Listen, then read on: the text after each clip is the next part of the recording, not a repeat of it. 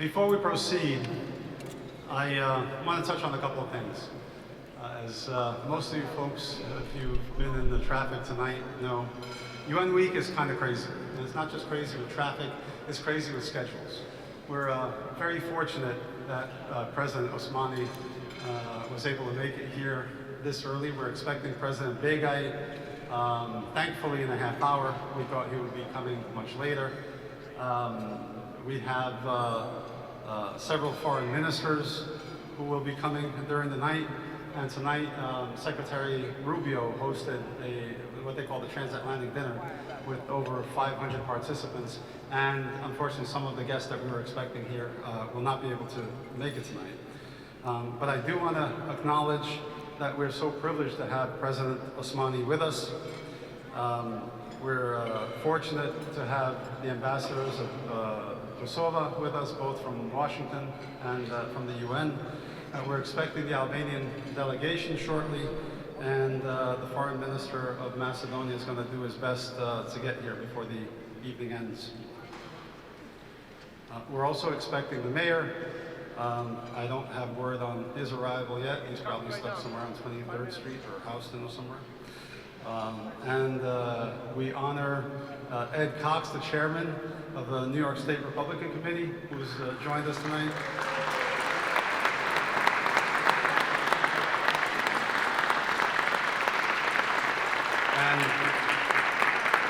And Mr. Christopher Hyland, a former aide to President Clinton, his deputy director of ethnic outreach.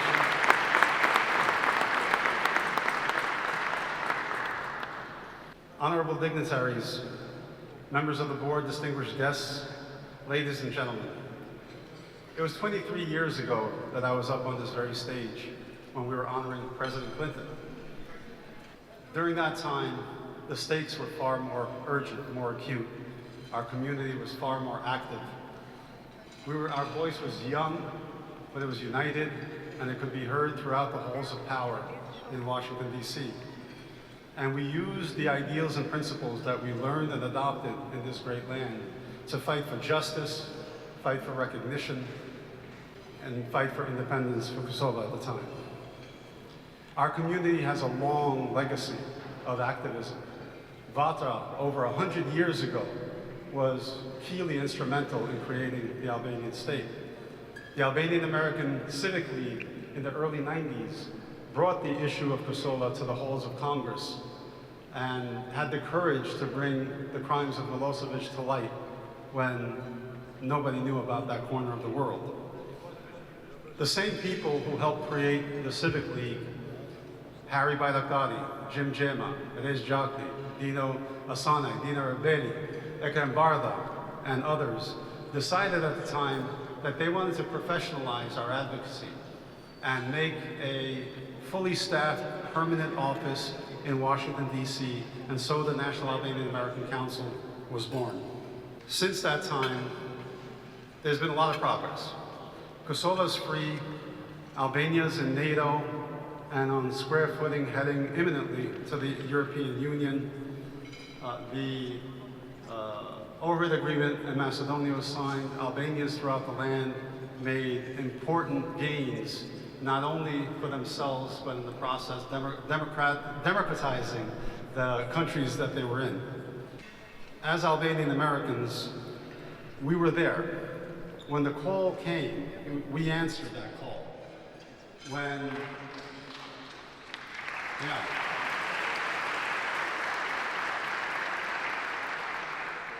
When NATO bombed Belgrade to free Kosovo and stop the genocide, we were there. When the overhead agreement was signed to stop the war in Macedonia and end apartheid there, we were not only there, NAC sent Paul Williams, we dispatched him, and he actually drafted the first version of the overhead agreement. He drafted the first version of the Constitution of Kosovo, and Elmi and I went there with him to deliver it to President Rugova. We were there when Albania joined NATO. We were there, and then we were not. Time went by, our focus waned.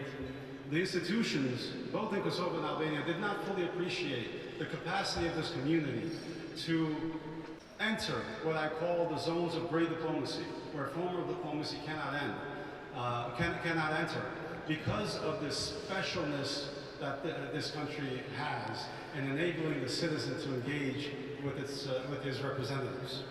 All the success that we had created something very dangerous. It created complacency, and our community went to sleep. NAC closed its doors, that voice quieted, that seat at the table had nobody there. This situation created a vacuum, and we know nature hates a vacuum.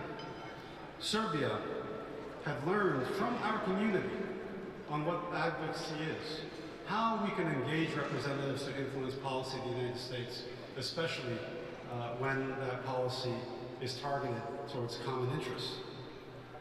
Serbia invested millions of dollars. Even today, they have 3 very large lobby firms working 24 hours on their behalf.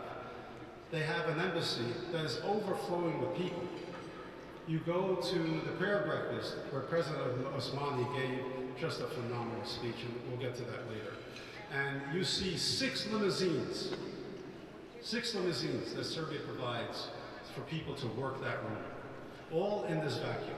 All because they invested in a strategy to change the narrative from them. And we see now that is having a considerable effect. They try to portray Kosovo as unstable, as a dangerous land, when only yesterday, Gallup declared it was the safest country in all of Europe. 3rd safest country on the planet.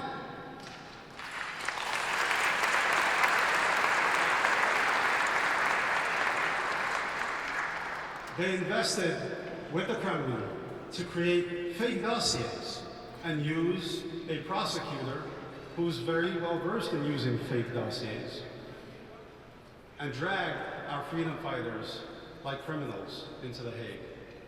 Not because they were after them, but because they want to change the narrative. Because with that conviction, they're looking to balance aggressor and victim, and have people who don't pay as much attention say, well, they all did it, a pot's on them all. This is the cost of complacency. This is the cost of disengaging.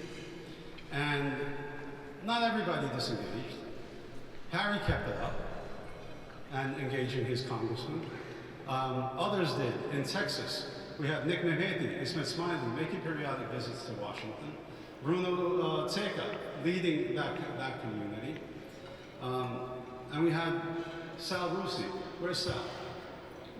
Sal, who does so much and asks for nothing in return.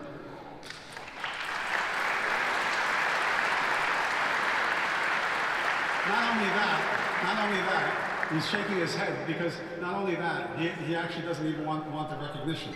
And Sal, you know, we've been friends now for decades. And I stand up here in front of all these people and say, we need a lot of money. Like a lot of money, Sal. While you're at it, remember the congressman.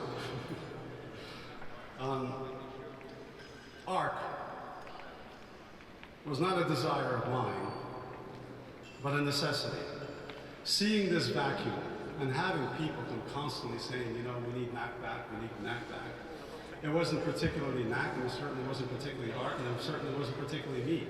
What they were talking about is we need this voice back. You know, nobody's doing anything about it.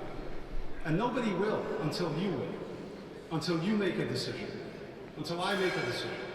I stayed out of it for so long until I saw the relationship with the United States and Kosovo fraying. Our militaries were working very closely together. Our strategic partnership is stronger than ever. But diplomatically, we're waning. And the president has held a steady rudder in what just yesterday the State Department described as uncharted waters. I'll talk about the president more, I promise, because I probably can have this whole speech about the president, to be honest with you. I've heard also, and some of you have heard, that our diaspora is different from other diasporas. And that's partially true, but it's only true because America's different. When this country was created, you know, you gotta go back to that time. It was a time of kings of warlords, of despots. There was no such thing as democracy or human rights. And these renegades, as the Crown called them, had the audacity to wave that system away and create something completely radical, something created on the principles of justice, of liberty, of human dignity, and the rule of law. America created a system that strengthened its citizens. We became strong because America is strong. America created not only a nation, it created a civilization, what we call now the Western civilization. And even within the Western civilization, America is different. Compared to, for example, parliamentary democracies, where power is focused up on party leaders, on party leaders that dictate who's going to be in parliament and who's not. In America, power is filtered all the way down to the citizen. And this is important for what we do, because it makes the local representative answerable to the citizen. And the interaction between the citizen and the representative impacts their daily lives. I'll give you a great example, because it happened just recently on how this works. In Texas, 3 ordinary guys. They have pizza shops, restaurants, work hard, support their families, decided they wanted to get involved. They wanted to engage. They reached out and contacted Congressman Self. And Congressman Self had some experience in Europe. He's well versed, but he didn't know about the details of the plight in the Balkans. He didn't know the real truth. And these guys, Gino Melici, Doc Ranizzi, Xim Rushipi,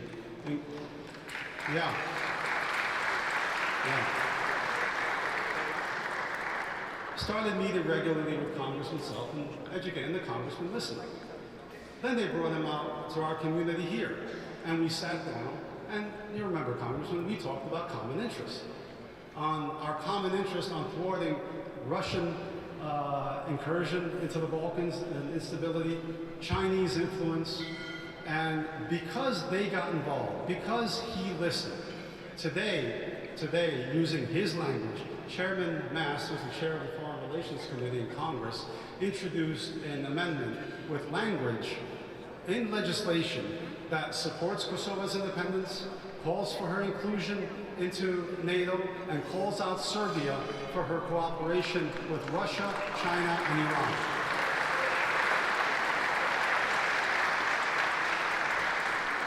This is advocacy, and this is the specialness of the United States and the doors it lets us enter, and how it lets us engage our leaders and influence our lives. This is what those guys 200 some odd years ago created. My gosh, I have no idea how they thought of it. Not in that context.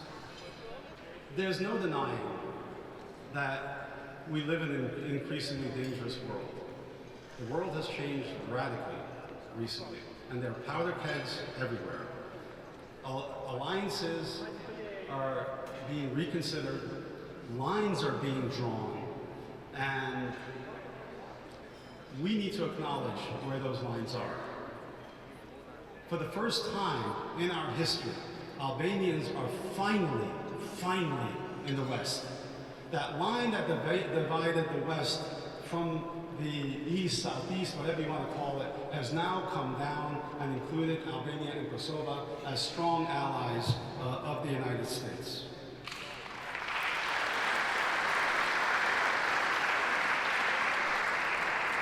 As such, we also have an obligation. We have an obligation to stand shoulder to shoulder with the United States, understanding our role and supporting our common interests. We pursue our interests by helping our greatest ally pursue theirs in the region and beyond. This technology exists in this community.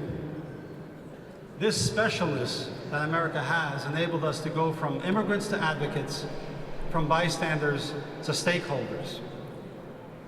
And I ask, in that spirit, because of that vacuum, because of the cost, because of the achievements in the past where we know what we can do, I'm asking you tonight for your support.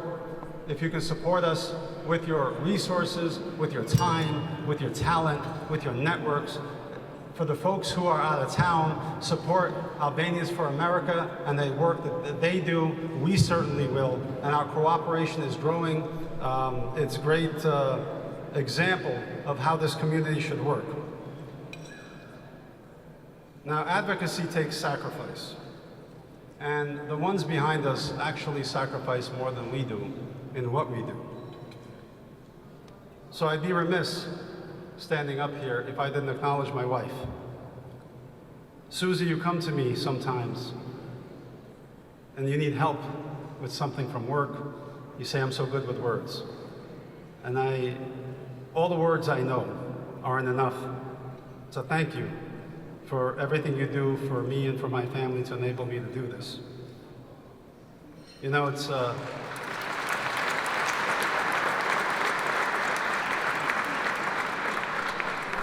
I can't cry, I'm a caveman Albanian. You know? It's our 10th anniversary is coming up, and she recently asked me, she said, you want to renew our wedding vows? And I said, no. I was afraid it was a trap, and she would say no the second time around. But I honor her as I honor all of the families of our board members and all of the families of all of our activists across the land who sacrifice so much for us to be able to do this. We have to realize we are all one people. From the mountains of Torpoya to the plains of Danica, from Tirana to the Bronx, from Dallas to Detroit, we're all one people and we're all in this together. And we need each other. We can no longer stay idly by. We've seen what the cost was, and it's gonna get worse if we don't stand up. So I'm asking each one of you now to play your role in whatever way you can. Some people are defenders, some people are attackers, some people are goalkeepers. You know, people have different positions. Not everyone can do the same thing. But to stand up and play your role. Thank you very much. Thank you for putting up with this. God bless you all. God bless the Albanian people, and God bless the United States of America.